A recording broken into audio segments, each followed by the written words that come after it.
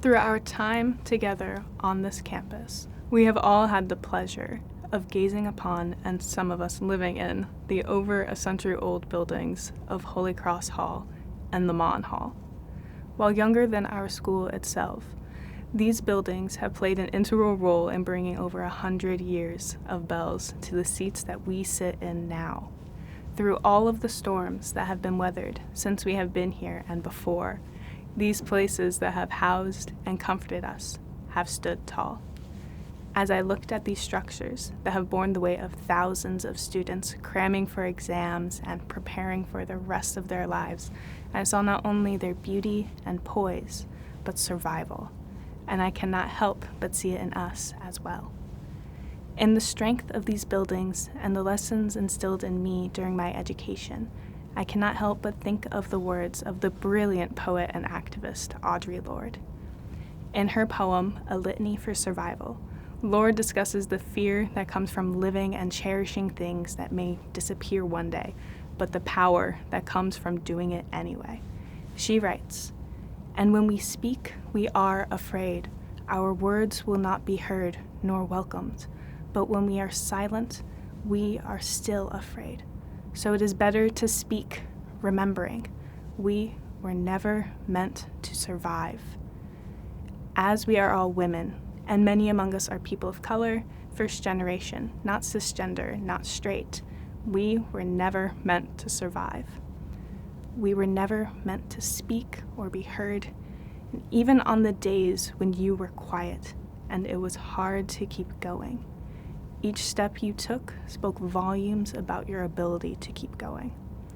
Silence is not what got you to the seats in which you are all sitting. You had to speak out with every bit of your soul that is guiding your feet to fight for it and earn the right to move that tassel. And I know that you will keep going, marching forward with your head held high as you move beyond the lessons you learned with the friends you made here to grow even more. Because I know that you have so much more to say and do.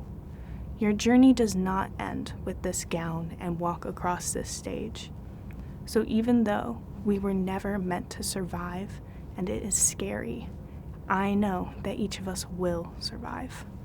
We have all fought so hard to be heard, and we will scream before we are willing to be silent. As you sit in your caps and gowns, the physical embodiment of all you have achieved, you are displaying your desire, your need to say or do something in this world, to survive. Where each of us goes after this will not be the same, but that is a good thing, because we each have something different to say and put out there. I know that many of you are nursing majors, and you plan to help save lives and help people live beautifully unrestrained. The engineers among us will design, maintain, and create the landscape that surrounds us. The speech-language pathologists will work with people of all ages to make sure that everyone is able to make their voices heard. My fellow readers and writers will go on to dig for the words that can touch others' souls and minds. The brave educators in this crowd will give students the tools to carry on in this country and fight for their ability to sit where we have finally managed to be. These buildings have taught us to not cave in or crumble under pressure. This place, each teacher, assignment, and brick that built it, has taught us to survive. And I have no doubt that each of you will carry that lesson with you as you enter the next stage of your lives. Thank you.